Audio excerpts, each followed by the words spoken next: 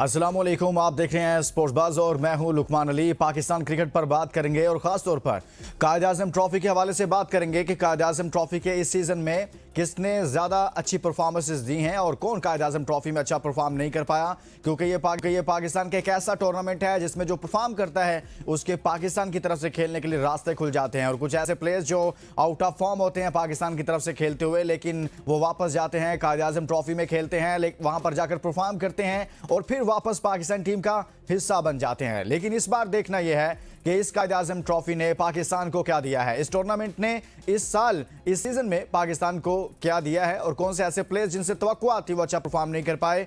इस तमाम तर सूरत हाल पर बात करेंगे और क्रिकेट के मजमूई उमूर पर भी बात करेंगे। लेकिन दूसरी जानिब एशेज सीरीज जारी है, दूसरा टेस्ट मैच भी चल रहा है, उस हवाले से भी कुछ बात करेंगे। और लेकिन कल एक बड़ा मैच हुआ, 3 मैचों की सीरीज है, ओडीआई सीरीज इंडिया और साउथ अफ्रीका के दरमियान। पहला मैच इंडिया ने जीता, लेकिन दूसरा मैच बहुत ही दिलचस्प हुआ। उस मैच में इंडिया ने पहले खेलते हुए 358 रन बनाए, उसके 5 खिलाड़ी आउट हुए थे और कोई सोच भी नहीं रहा था कि इतना बड़ा टारगेट इंडिया में इंडियन टीम जो है वो आसानी से इंडियन बॉलर्स जो हैं वो लपेट देंगे अफ्रीकन बैटर्स को, लेकिन ऐसा ना हुआ। साउथ अफ्रीका ने सिर्फ 6 विकेटों के नुकसान पर 362 रन बनाकर इंडिया को शिकस्त दे दी और यूं 1-1 से यह सीरीज इस वक्त बराबर है और अब फाइनल यानी कि तीसरा मैच खेला जाएगा। अब देखते हैं कि आगे क्या होता है, इस पर बात करेंगे। लेकिन आगे बढ़ने से पहले शामिल करते हैं आज की sports top stories. Pakistan cricket board ने 7 दिसंबर को लंदन में पीएसएल का रोड शो कराने का ऐलान कर दिया। पाकिस्तान के सबसे बड़े first class cricket tournament Quaid-e-Azam trophy 2025 season में कराची के मिर्जा साद बेग ने 1000 रन का संगे मील उबूर कर लिया। आईसीसी रैंकिंग में साइम अयूब टी20 में दुनिया के नंबर 1 ऑलराउंडर बन गए। विराट कोहली की सेंचुरी रायगा, जनूबी अफ्रीका ने भारत को दूसरे वनडे में हरा दिया। भारतीय क्रिकेट टीम के कप्तान लगातार 20वें इंटरनेशनल मैच में टॉस हार गए। टॉस हारने का बदतरीन रिकॉर्ड भारत के नाम हो गया। टीम में रहने के लिए डोमेस्टिक खेलने की शर्त, कोहली विजय हजारे ट्रॉफी खेलने पर आमादा। मोहम्मद नवाज कौमी टी20 टीम के बेहतरीन परफॉर्मर बन गए। जनूबी अफ्रीका ने 3 मैचेस की सीरीज के दूसरे वनडे में भारत को 359 रन का पहाड़ जैसा हदफ पूरा करके मेजबान टीम को 4 विकेटों से शिकस्त दे दी। पाकिस्तान में 2 दहाइयों बाद टॉप लेवल स्क्वैश टूर्नामेंट की वापसी। जनूबी अफ्रीकी बैटर को इशारा करने पर आईसीसी ने हर्षित राणा को सजा सुना दी। हर्षित राणा के डिसिप्लिनरी रिकॉर्ड में 1 डीमेरिट पॉइंट का इजाफा। आज की टॉप स्टोरीज आपने जानी है, इस तमाम तर सूरत पर बात करेंगे। हमारे साथ मौजूद हैं स्पोर्ट्स एनालिस्ट अली रजा। अली, बहुत बहुत शुक्रिया आपने हमारे लिए वक्त निकाला।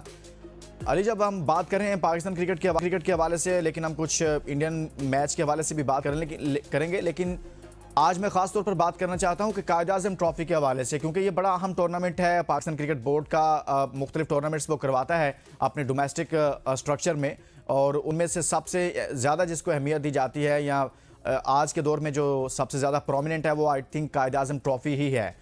तो इस टूर्नामेंट में इस सीज़न में मिर्ज़ा साद बेग ने बड़ा अच्छा परफॉर्म किया है, 1000 रन का संगे मील उन्होंने उबूर किया है। क्या समझते हैं कि ये टूर्नामेंट साद बेग के लिए तो अच्छा रहा है, मजमूई तौर पर कैसा चल रहा है ये? नहीं, ये टूर्नामेंट जो है वो बड़ा जबरदस्त रहा है। ना सिर्फ साद बेग के लिए बहुत अच्छा रहा है जिन्होंने 1000 रन कंप्लीट किए हैं, बल्कि शामिल हुसैन के लिए बड़ा जबरदस्त रहा है। उन्होंने भी जो 899 रन जो है बनाए हैं। फिर शाहजेब खान की बात कर लें, उन्होंने भी जो है वो 838 रन जो है बनाए हैं। बाकी साद बेग जो है वो थोड़ा सा इस टूर्नामेंट में जो वो उभर कर सामने आए हैं, लेकिन मुझे थोड़ा सा जो है वो पाकिस्तान क्रिकेट बोर्ड से जो है वो कायद-ए-आज़म ट्रॉफी को लेकर गिला रहता है। मसला ये है कि आप ऐसा टूर्नामेंट करवाते हैं, क्योंकि हमने काफी इस टूर्नामेंट को जो है ग्राउंड से भी कवर किया है, जहां पर बहुत ज्यादा विकेट जो है वो पेसर्स, मतलब आपके जो बैट्समैन है, बैटिंग फ्रेंडली विकेट्स होती है और बैटिंग को बहुत ज्यादा सपोर्ट करती हैं। लेकिन वहीं पर जब आप जो इंटरनेशनल क्रिकेट करवाते हैं या अपने होम के ऊपर जो सीरीज आप करवाते हैं, उसमें आप स्पिन फ्रेंडली विकेट बना रहे होते हैं और वहां पर ज्यादातर विकेट जो है वो स्पिन को सपोर्ट कर रही होती है, जो बैटिंग के लिए मुश्किल होती है। तो मुझे लगता है कि पाकिस्तान क्रिकेट बोर्ड को अपने फ्यूचर टूवर्स को मद्देनजर रखते हुए कायद-ए-आज़म ट्रॉफी में एक ऐसी विकेट जरूर बनानी चाहिए जो बैट्समैन के लिए मुश्किल क्रिएट करे, क्योंकि नॉर्मली आप ये देखते हैं कि कायद-ए-आज़म ट्रॉफी में हर तीसरा खिलाड़ी जो है वो आकर आपका 100 मार रहा होता है, हर तीसरा खिलाड़ी जो आपका आगे सेंचुरी मार रहा होता है, जिससे जो है इसकी क्वालिटी का अंदाजा होता है कि टेस्ट में मजा ही तब आता है। अभी एशेज भी हो रही है, आप उसमें देख रहे होंगे कि बैटिंग करना कितनी मुश्किल है। जहां पर बैटिंग करना मुश्किल होती है वहां पर रियल आपका जो टेस्ट क्रिकेट है उसका पता चलता है। सही है, उसमें जाकर मालूम पड़ता है कि आपने बिल्कुल सही निशानदेही किया है कि ऐसी पिचेस ज़रूर तैयार करनी चाहिए ताकि आप उस क्वालिटी के प्लेयर्स भी तैयार कर सकें जो आपने नबर्द आजमा होना है दूसरी कंडीशंस में जाकर, और पाकिस्तान का ये मसला हमेशा से ही रहता है। अच्छा, हम कुछ बात करते हैं कि बॉलर्स से मुतलिक कायद-ए-आज़म ट्रॉफी के सीज़न में कोई ऐसे बॉलर्स हैं हमारे पास जिन्होंने बड़ा आउट ऑफ बॉक्स परफॉर्म किया है और जो लगता है कि इन फ्यूचर पाकिस्तान टीम का हिस्सा बन सकते हैं, या फिर कुछ ऐसे बॉलर्स जो पहले पाकिस्तान की तरफ से खेल चुके हैं और इस टूर्नामेंट में उनकी परफॉर्मेंस अच्छी रही है या अच्छी नहीं रही है?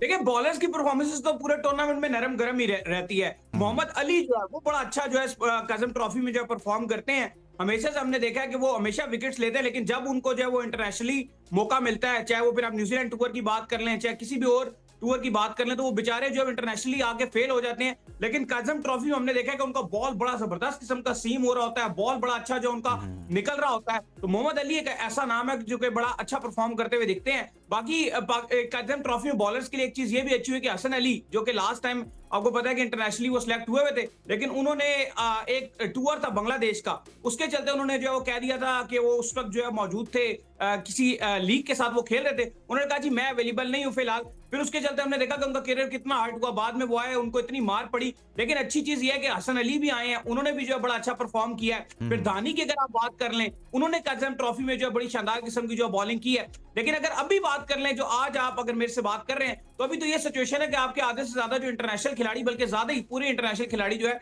वो तो सारे रवाना हो रहे हैं, सारे जो है वो लीग्स खेलने के लिए जा रहे हैं, और कोई आपका जो काज़म ट्रॉफी है उसको वैल्यू नहीं दे रहा। कभी आपको इतने ज्यादा बड़े नाम जो परफॉर्म करते हुए नहीं दिख रहे, डोमेस्टिक के नाम आपको परफॉर्म करते हुए दिख रहे हैं। क्योंकि मुझे ये लगता है कि पाकिस्तान क्रिकेट बोर्ड ने जिस तरीके से अभी एनओसी जारी किए हैं, तमाम तर प्लेयर्स को जो लीगों के लिए रवाना कर दिया है, ये तो वो राइट टाइम था कि आप इनको कहते कि यार आप जाइए डोमेस्टिक खेलिए। डोमेस्टिक में जो है अपने जिसका इशू आता है रन्स करने का, जिसका बॉलिंग का इशू आता है, वो लंबे लंबे स्पेल करे जाकर डोमेस्टिक के अंदर और लंबी लंबी बैटिंग करे। लेकिन फिलहाल तो ऐसा लग रहा है कि लीग्स को प्रायोरिटी है डोमेस्टिक से ज्यादा।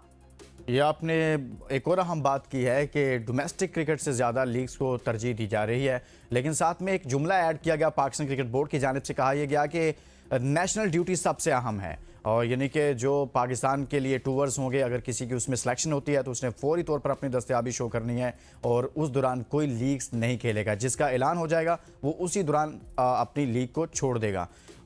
ये बड़ा अहम मामला इसलिए भी है कि पाकिस्तान क्रिकेट काफ़ी स्ट्रगल भी कर रही थी और उस सारे ट्रॉमा से ये अब बाहर निकलने की कोशिश भी कर रहे हैं। अली, जब हम ये बात कर रहे हैं कि डोमेस्टिक क्रिकेट को तरजीह देनी चाहिए थी इन क्रिकेटर्स की तरफ से, बजाय इसके कि ये बाकी लीग्स को खेलने चले गए हैं, तो पाकिस्तान क्रिकेट बोर्ड को नहीं इनको पाबंद करना चाहिए था? कम से कम वो प्लेयर्स ज़रूर उनकी निशानदेही की जाती कि जो स्ट्रगल कर रहे हैं, जिनको पाकिस्तान क्रिकेट बोर्ड देखना चाहता है कि वो कौमी टीम में हो, मुसलसल हो, अच्छी परफॉर्मेंसेस दें, लेकिन वो कुछ वजूहात की बिना पर किसी एरिया में वो लैक कर रहे हैं, तो उस पर कुछ काम किया जा सके। तो ये तो बेहतरीन प्लेटफॉर्म नहीं हो सकता था? क्रिकेट बोर्ड को चाहिए नहीं था कि चंद एक प्लेयर्स को तो कहते, अपनी तरफ से खुद कहते कि भाई आप जाकर ये खेलो? नहीं, बिल्कुल मैं आपकी बात से एग्री करता हूं कि ये लाजमी से कहना चाहिए था, स्पेशली बाबर आजम को कहना चाहिए था। आपको याद होगा कि कुछ टाइम पहले जब आपकी सीरीज स्टार्ट होने वाली थी इंटरनेशनल, तो रिजवान भी गए थे आपके जो है डोमेस्टिक खेलने के लिए, और 2-3 नाम थे जो आपके जो डोमेस्टिक खेलने के लिए गए थे, लेकिन उस टाइम के ऊपर भी बाबर आजम ने डोमेस्टिक नहीं खेला था। और अगर आप बाबर आजम की performances in the test matches देख लें, अभी जरूर उन्होंने जो है वो ओडीआई में परफॉर्म किया, लेकिन अगर आप टेस्ट मैच में उनकी परफॉर्मेंसेस उठाकर देख लें तो कोई परफॉर्मेंसेस नहीं थी उनकी टेस्ट में, स्पेशली जहां पर विकेट थोड़ा सा भी टर्न होता था, कोई भी स्पिनर आता था और आकर उनको बॉल डालता था, तो डायरेक्ट जो उनके पैड पे बॉल लगती थी, या वो बोल्ड हो जाते थे या वो जो है वो एलबी आउट हो जाते थे। तो किसी किस्म की उनकी परफॉर्मेंसेस ही नहीं थी। तो अगर आप एक बाबर आजम को रिस्पेक्ट करते तो इनको देखा देखी फिर जो बाकी प्लेयर्स हैं उनमें भी यार ख्वाहिश आती कि नहीं यार हम जाएं, यार हम जो है डोमेस्टिक खेलें। जिस तरह आपको पता है कि इंडिया से इवन विराट कोहली ने T20 से भी रिटायरमेंट दे दी है, टेस्ट से भी रिटायरमेंट दे दी है, लेकिन उनका लोकल टूर्नामेंट में अभी भी उनको खिलाया जा रहा है कि नहीं यार आप डोमेस्टिक खेलिए, और वो भी डोमेस्टिक खेलना चाह और रहे हैं। काफी ज्यादा उस पर शोर था कि अभी जो विजय हजारे ट्रॉफी हो रही है उनकी, वो भी काफी मशहूर है जैसे हमारे टूर्नामेंट्स हैं, तो बिलाखिर उन्होंने रजामंदी जाहिर कर दी है, यानी कि वो फोर्स कर रहे हैं, वो पूरा माहौल बना रहे हैं कि आपने खेलना है इस ट्रॉफी को। वो इतने बड़े सुपरस्टार्स हैं, इसके बावजूद वो नहीं खेलना चाहते थे, लेकिन कहा गया है भाई खेलना है, अब उन्होंने उस पर रजामंदी जाहिर कर दी है। लेकिन हमारे प्लेयर्स जो आज के सुपरस्टार्स हैं वो इस तरफ जाना पसंद नहीं करते, लेकिन माजी में ऐसा नहीं होता था। हमारी डिपार्टमेंटल क्रिकेट होती थी, कौमी टीम के प्लेयर्स बड़े से बड़े नाम, इवन के वसीम अकरम जैसे नाम जो थे, जब टूर्नामेंट से वापस आते थे अगले ही दिन वो अपनी डिपार्टमेंट की तरफ से हमें खेलते हुए नजर आ रहे होते थे अगर टूर्नामेंट चल रहा होता था। लेकिन अब हमारे सुपरस्टार्स चूंकि बहुत बड़े सुपरस्टार्स हैं, इन पर बात करें तो बहुत रिएक्शन भी आता है। एक ब्रेक लेते हैं, ब्रेक वापस आएंगे तो मजीद बात करेंगे। और कुछ बात करेंगे इंडिया के और साउथ अफ्रीका के मैच के हवाले से और कुछ एशेज सीरीज और वर्ल्ड कप की सिलेक्शन पर कुछ बात करेंगे। Stay with us. Welcome back. कल ओडीआई क्रिकेट में एक और बड़ा इंटरेस्टिंग मैच हुआ कि India versus south Africa. India ने पहले खेलते हुए 358 रन बनाए थे और ये रायपुर में मैच हो रहा था, डे एंड नाइट मैच था। और साउथ अफ्रीका ने फिर जवाब में 362 रन बनाए, 6 खिलाड़ी आउट पर उसने ये मैच जीत लिया। यानी कि 4 विकेटों से अफ्रीका ने ये मैच जीता। और इंटरेस्टिंग इसलिए है कि इंडिया को इंडिया में हराना और साथ में इंडिया पहले इतना बड़ा टारगेट सेट करे और जवाब में उस टारगेट को अचीव कर लिया जाए। अली हमारे साथ मौजूद हैं।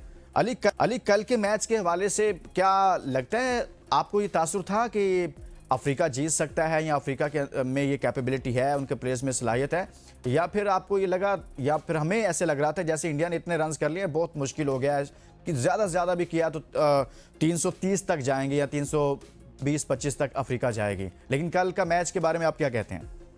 नहीं, बिल्कुल मुझे लग रहा था कि 100% जो है साउथ अफ्रीका, उनके अंदर जो है ये कैपेबिलिटी मौजूद थी कि वो इस टारगेट को जो है चेस करते, क्योंकि हुआ ये जो इससे पहले वाला मैच था वो इससे भी ज्यादा इंटरेस्टिंग था। उसमें एक टाइम के ऊपर जो साउथ अफ्रीका की काफी विकेट्स जो है गिर गई थी, लेकिन मैक्रो जेनसन ने इतना कमाल किस्म का खेला और इवन एंड में आके कार्वन बोश ने बहुत सुपर बैटिंग की थी। वो तो बिल्कुल लास्ट में आके मैच जो है इनके हाथ से निकल गया था। नहीं तो पहला ओडीआई भी ऐसा लग रहा था कि इंडिया हार गया। इवन 350 रन उसमें भी इंडिया ने किए थे, लेकिन बड़ा करीब आकर जो है वो साउथ अफ्रीका उस मैच को हारा। तो कल के मैच के अंदर तो आपको पता है कि विराट कोहली ने सेंचुरी मारी, बड़ी बेहतरीन किस्म की विराट कोहली के बल्ले से एक और सेंचुरी देखने को मिली।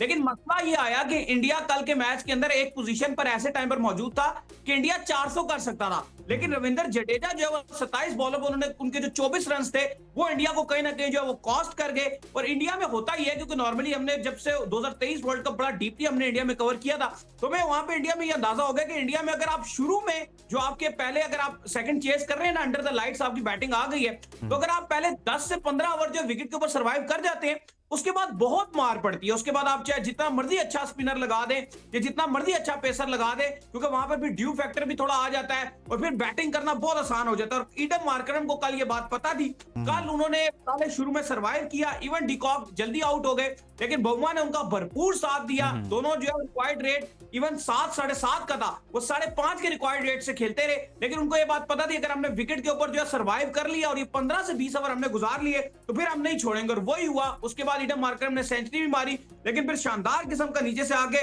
ब्रिट्सके ने और ब्रेविस ने जो इनिंग खेली उसने जो है वो उनको अच्छे टोटल में पहुंचा दिया। और उसके बाद कार्वन बोस ने आगे रही सी कसर जो है निकालकर इंडिया को इस मैच से जो है वो दूर ले गए। ऐसा लग रहा है जैसे साउथ अफ्रीका का जो टूर है वो इंडिया के लिए जो आगे बढ़ रहा है, बहुत मुश्किलात क्रिएट कर रहा है। बहुत मुश्किलात खड़ी कर रहा है, इसमें तो कोई शक नहीं है। ये मुझे लगता है अली, मैं समटाइम ये सोच रहा हूँ इस टूर के बारे में कि वो जो टिम्बा बमुम्मा के बारे में बुमराह ने कुछ बोला था ना, वो इनके गले पड़ गया हुआ है। वो बमुम्मा उसे बहुत सीरियस ले चुके हैं। अफ्रीकन टीम उस सारी सूरत हाल को काफ़ी सीरियस ले चुकी है और मेरे ख्याल में वो नाशाइस्ता जुमला था जो कहना भी नहीं चाहिए था और तकब्बुर था, उसमें गरूर था। चलें, उस पर पहले बहुत बात हो चुकी है। आप कुछ बात करते हैं एशेज सीरीज़ क्रिकेट पर बात हो, और अगर एशेज सीरीज़ हो रही है तो उस पर बात ना हो तो मेरे ख्याल में वो डिबेट मुकम्मल नहीं होती है।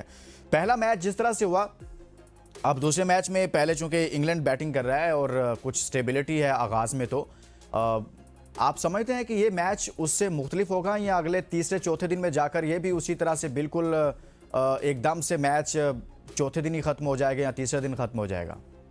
देखिए, पहला जो मैच हुआ उसने तो ऐसा लगा कि पूरे ना सिर्फ जो है वो ऑस्ट्रेलिया और इंग्लैंड में आग लगाई, बल्कि पूरे आप कह लें कि एशियन रीजन में भी उस मैच ने जो वो आग लगा दी। जिस तरह से इतनी विकेट्स गिर रहे थे, इतने विकेट गिरने के बावजूद वो ट्रेविस हेड ने 30 विकेट गिर गए थे 2 दिन के अंदर अंदर जो है। और फिर ट्रेविस हेड ने इवन दूसरे दिन कंप्लीट भी नहीं हुआ था और उन्होंने आकर जिस तरीके से वहां पर आग लगाई और जिस तरह उन्होंने सेंचुरी मारी, तो उसने एशेज को जो एक नई सतह के ऊपर जो पहुंचा दिया। अब ये टेस्ट मैच जो खेला जा रहा है इंग्लैंड और ऑस्ट्रेलिया के दरमियान, ये बेसिकली जो पिंक बॉल टेस्ट मैच है जो कि डे एंड नाइट होगा। इसमें जो अंडर द लाइट्स भी जो टीम आकर बैटिंग करेंगी। तो अभी आपको ये लग रहा होगा कि यार ये टेस्ट मैच बड़ा स्मूथ चल रहा है, लेकिन जैसे जैसे आप देखेंगे ये अंडर द लाइट्स ये चीज जो है वो जाएगी और अंडर द लाइट्स जो है ये गेम स्टार्ट होगा तो ये गेम फिरेगा। ये अभी बॉलिंग साइड के ऊपर ये गेम आएगा, थोड़ा टाइम लगेगा, लेकिन आप देखेंगे कि बॉलर्स इसमें आके डोमिनेशन दिखाएंगे। सही हो गया।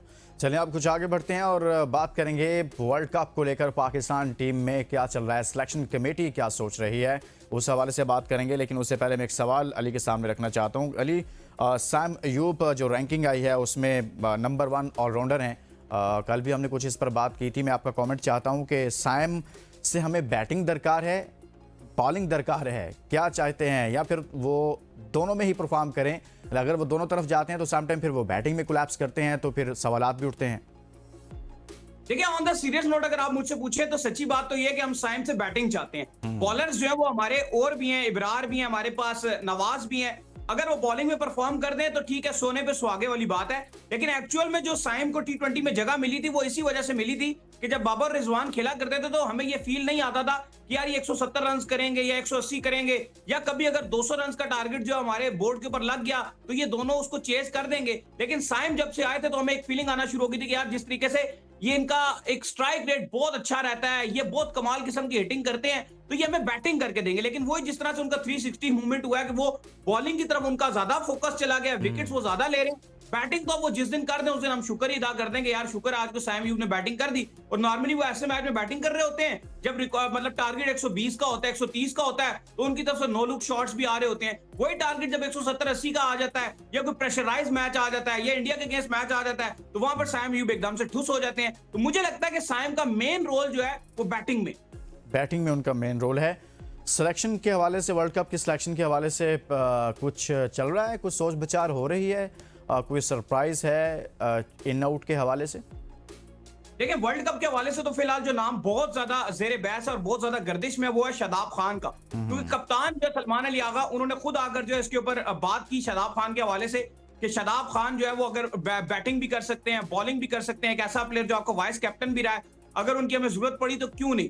जिसके ऊपर मुझे लगता है कि अगर आप इस टाइम के ऊपर देखें तो पाकिस्तान की तरफ से जो सबसे बेस्ट ऑलराउंडर अगर आप किसी नए बंदे को वर्ल्ड कप में लेकर जाना चाहते हैं तो मेरे नजदीक वो नाम है मास सदाकत, जिसने ना सिर्फ जो वो एशिया कप में परफॉर्म किया, क्या शानदार किस्म की उसकी तरफ से बैटिंग देखने को मिल रही है, शानदार किस्म की उसकी तरफ से बॉलिंग देखने को मिल रही है। अभी रिसेंटली वो नेपाल प्रीमियर लीग जो है खेलने गया हुआ है, वहां पर भी उसने बैटिंग भी बेहतरीन की है, बॉलिंग भी बेहतरीन की है। तो मुझे लगता है कि मास सदाकत एक ऐसा नाम है जिसको पिक किया जाना चाहिए। लेकिन फिलहाल एक जो नया नाम आप इस वर्ल्ड कप में आता हुआ देख सकते हैं वो शादाब खान का इसमें आप कह रहे हैं कि नाम हो सकता है। लेकिन मास सदाकत पर कुछ लोग कहते हैं कि जी फौरी इनको टीम में शामिल नहीं करना चाहिए, अभी इनको ग्रूम होने दें, ग्रो करने दें, फिर उसके बाद शामिल करना चाहिए। इस तरह से कबल वक्त उनको शामिल कर लेंगे, शायद अभी उनका टाइम नहीं आया कौमी टीम के हवाले से। देखें, क्रिकेट में ये होता है कि क्रिकेट में एक बेस्ट टाइम चल रहा होता है जिसमें आपकी फॉर्म लगी हुई होती है, और अगर वो टाइम आपसे मिस हो जाए ना और आप उसके अंदर इंटरनेशनल क्रिकेट के अंदर ना आए तो फिर बाद में आपका कुछ पता नहीं होता कि आपसे बाद में रन होंगे या नहीं होंगे। क्रिकेट में फॉर्म सबसे इंपॉर्टेंट चीज है। तो मुझे लगता है कि मास सदाकत का ये सबसे बेस्ट टाइम है क्योंकि उनकी फॉर्म चल रही है, ना सिर्फ बैट से बल्कि विद द बॉल भी। अगर ऐसे टाइम पर वो इंटरनेशनल में आ जाते हैं तो वो लॉन्ग टर्म चलेंगे। क्या कल को हम इस चीज की गारंटी दे सकते हैं कि उनकी फॉर्म इस चीज के ऊपर जो कंटिन्यू रहेगी? हमें पता ही है पाकिस्तान के डोमेस्टिक स्ट्रक्चर का कि वो कितना मजबूत है या क्या उसके मामलात हैं। तो मुझे लगता है कि ये टाइम एक बेस्ट टाइम है मास सदाकत को लाने का, बजाय इसके कि शादाब की कोई परफॉर्मेंसेस नहीं है। मतलब शादाब जब से गए हैं वो इंजर्ड हुए हैं, वो अपना रिहैब कंप्लीट कर रहे हैं। विदाउट एनी परफॉर्मेंसेस शादाब को लाना और जो परफॉर्म कर रहा है मास सदाकत, मेरा ख्याल है वो बहुत ज्यादा बेहतर है एज कंपेयर। लेकिन उस्मान तारिक टीम में है, सुफियान मुकीम है, अबरार हैं, फिर इसी तरह से नवाज मौजूद हैं, साइम भी बॉलिंग कर रहे हैं, तो ऐसे में वैसे भी नहीं जगह बनती अगर मास को साइड पर कर। जगह बन जाएगी अगर आपकी कोई रिप्लेसमेंट बनेगी, शायद अगर खुदा ना खास्ता कोई भी आपको इंजरी हुई तो आप इजी जो है उनको खिला सकते हैं। फिर अगर आप शादाब को लाएंगे तो फिर उनका आप क्या करेंगे अगर आप ये सारे बॉलर आपके पास मौजूद है। और दूसरा, मुझे पाकिस्तान क्रिकेट बोर्ड से गिला भी है कि उस्मान तारिक को अभी आखिरी 2 मैच इन्होंने बिला वजह नहीं दिए हैं। मुझे लगता है कि वर्ल्ड कप से पहले उनको जितने मैच मिल जाते, मैच ही कम है, उतना अच्छा हो जाता, उतना जरा हमें और ज्यादा क्लैरिटी मिल जाती। लेकिन उस्मान तारिक को भी इन्होंने 2 मैचों में बाहर बिठाया, वो भी समझ नहीं आया। हाँ, उस्मान तारिक पर भी उस तरह से रिलाई नहीं करें। सुफियान मुकीम क्यों नहीं शामिल हो पा रहे? सुफियान मुकीम का जो इशू है, देखें भी उन्होंने बहुत अच्छा परफॉर्म किया, जो अमर्जिंग एशिया कप था उसमें उन्होंने बेहतरीन किया। अब मसला ये था कि उनको बड़े स्टेज के ऊपर चांस मिला जो आपका एशिया कप था, और हमें लग रहा था कि पाकिस्तान की तरफ से जो सबसे ज्यादा इंपैक्टफुल रहेंगे वो यही रहेंगे। लेकिन उन्होंने वहां पर जाकर जब मेन मैचेस थे उसके अंदर अपना जो बॉलिंग है उसको चेंज ही कर दिया। वहां पर वो तेज तेज करना शुरू हो गए एज कंपेयर फ्लाइट करने के, या एज कंपेयर वो अपनी बेसिस से हट गए। जो असल उनकी बेसिस थी वो उससे हटे और उसकी वजह से थोड़े से प्रॉब्लम्स भी उनके साथ हुए। लेकिन अभी मजीद बिल्कुल। मौके उनको देने चाहिए। बहुत शुक्रिया, अली रजा साहब हमारे साथ मौजूद थे और हमने बात किया खासतौर पर कायद-ए-आज़म ट्रॉफी के हवाले से। इसके साथ ही इजाज़त दीजिए, अपना बहुत सारा ख्याल रखिए, अल्लाह हाफिज़।